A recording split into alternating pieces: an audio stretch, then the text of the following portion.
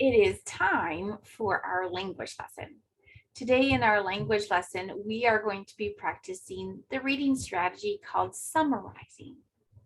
We're going to read a passage and then we're going to summarize it. That means retell parts that are important from the story using a graphic organizer. We're also going to do a word study by doing a phonics page, and we're going to be doing our Bellwork activity. So let's get started.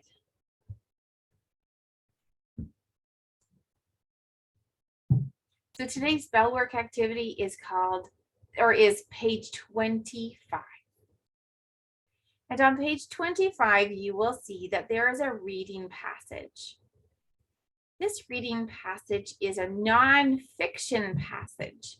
That means it's a piece of reading that wants to teach something.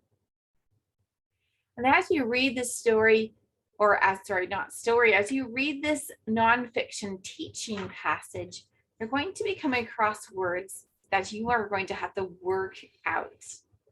I want to point out some of those words to you, and then you can work out some of the rest of the words. Here's a word that I want to start with. Well, we can recognize some of the spelling chunks that are there. Sp, lunk, This is a word that has three syllables. Spelunker, spelunker, spelunker. And you will need to read the passage to figure out what that silly word is. Spelunker. And here's another word that I wanted to point out to you.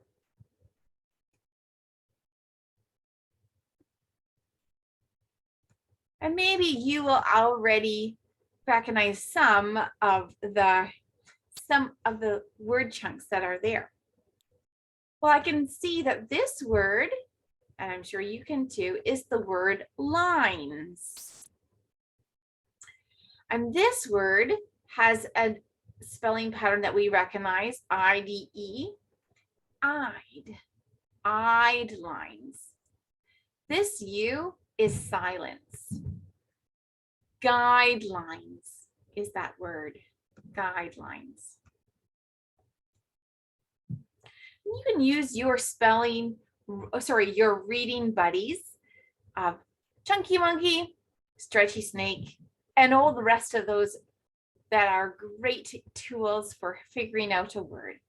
For any other word that might be a challenge for you in this passage. The title is Exploring Caves.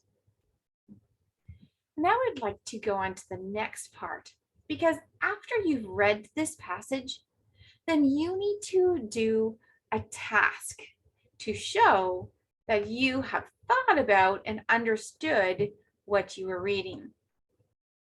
It says, use the information from the passage to complete the graphic organizer. When you have your ideas organized in a chart or picture that is organized, that's called a graphic organizer. Just a fancy way of calling this chart. These arrows, 1, 2, and this one down here, 3, tell you what to do in each of the sections. Let's start with the top one, which is called topic. It says one or two words that tell the subject of the passage. So in this space, you need to write 1 or 2 words that tell about what this story, what this passage is about. What is it teaching about? And then this title says main idea. So in this section, you're going to be telling about the main idea in 3 parts.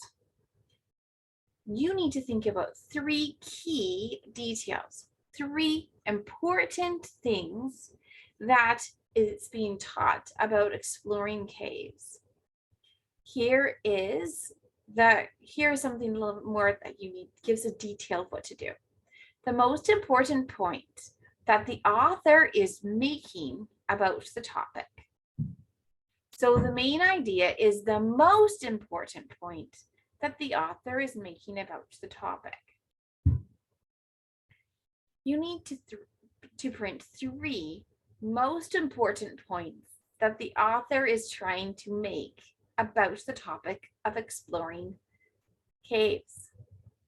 Caves are exciting places to explore. So that is the most important point.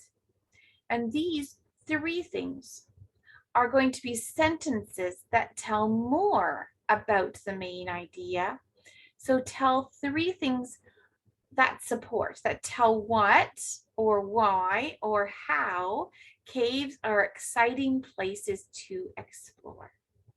You're going to write 3 sentences. That's why at the beginning of this lesson, I said, we're going to be practicing some writing in a graphic organizer. Each of these needs to be a sentence that makes sense. All right.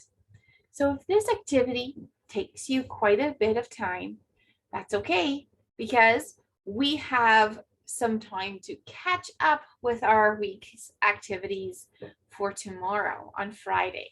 Friday, you have a little bit of a lighter activity load so that you can finish off activities like this. But get started today. You should read this passage 2 times. Once to figure out what all of the words are, and the second time to read it more smoothly and think about what you are reading. And then we get to our phonics page. Phonics page 91 today. Its point is to match a picture to a text or to the word. Let's start by reading this short passage at the top together. Read with me. Pick a bag of apples. Pick a basket of cucumbers too. There's applesauce on the table and a dill pickle just for you. Maybe you like apples, sauce, and dill pickles. I wouldn't like them mixed up. That would be very sour. Find the name of each picture in the box and print it on the line. I'm going to let you do the matching part, but let's read through these words together. Do you notice something that is the same about all of these 9 words? That's right. They all have an LE at the end. If you look at the bottom of the page, it tells you that answer. Words ending in LE. Okay. Some of our spelling words also end with LE. Let's read through the words together. Are you ready? Apple, candle, turtle, eagle, buckle, bottle, people, whistle, table. Now, earlier this week on Tuesday, we learned the rule that is usually true, that if you look at a word and pay attention to how many vowels it has, that usually tells you how many syllables it has. Like in the word apple, it has a vowel at the start and a vowel at the end. And so it has 2 syllables. But now let's look at the word eagle.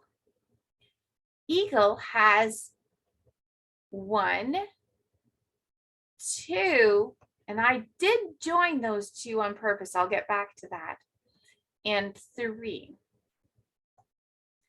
But if you look at the EA and listen to the sound it makes 1 vowel sound, the long E sound. E, eagle. The word eagle has 2 syllables. Eagle. Same thing for the word people. It has 1, 2, 3 vowels, but only 2 vowel sounds and only 2 syllables. People. Now let's go on to the rest of the page. You need to do this on your own. Match each of the words to a picture and print the word on the line. Yesterday, you were asked to read this passage. And then write one sentence to tell what you think, what you predict will happen next. Maybe you're finished that and you've already turned it in. Then you're done for that part of our language for today. Perhaps instead you will use this time for reading aloud or reading to yourself. Remember to read to yourself 5 to 10 minutes every day and